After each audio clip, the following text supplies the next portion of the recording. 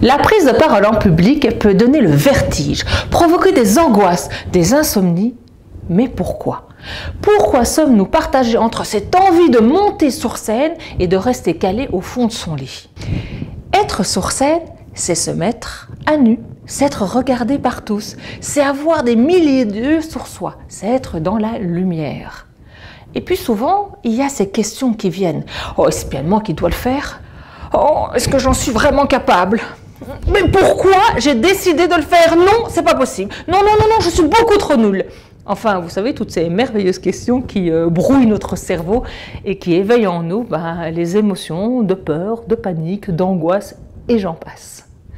Savez-vous que chaque jour, vous prenez la parole en public? Mais oui, bah oui, en discutant avec votre voisin ou en allant faire vos courses pour demander quelque chose ou en prenant le taxi. Vous avez donc la capacité de vous exprimer clairement et pour certains, de ne pas rougir et même de ne pas bégayer. Eh bien, la prise de parole, ça se prépare. Ce n'est pas de l'improvisation, car sachez que même l'improvisation, ça se prépare aussi, parce que rien n'est jamais laissé au hasard. Mais c'est à vous de faire en sorte que cela paraisse naturel. Il y a des règles d'or pour construire une prise de parole claire et qui va vous permettre de créer votre discours avec cohérence et donc vous rassurer. Voici ce que je vais vous proposer, vous partager durant ces modules. 1. Présentez-vous et articulez clairement. C'est vrai qu'une bonne intro va installer le cadre et l'énergie dans lequel vous allez emporter votre audience. Mais sans articulation, eh bien, les premières secondes seront donc inaudibles et vous ne pourrez pas capter votre public. Mais il faut donc savoir articuler. 2. Le positionnement sur scène, la posture est très importante. Votre attitude corporelle parle pour vous. 3.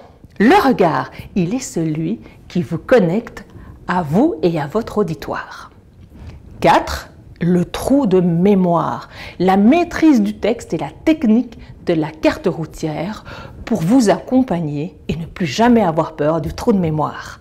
5. Le public. Eh bien, le public, il est moins près que vous puisqu'il vient vous écouter et recevoir vos informations, tandis que vous êtes préparé durant des heures. Donc, eh bien, vous êtes prêt. 6. Se sentir légitime. Racontez ce que vous connaissez, ce que vous avez vécu et non les histoires vécues par d'autres. Le public n'est pas dupe. Le respect est de venir avec son expertise et non faire du copier-coller. Soyez unique. Mais ça, c'est dans un autre programme. Et presque pour terminer, 7.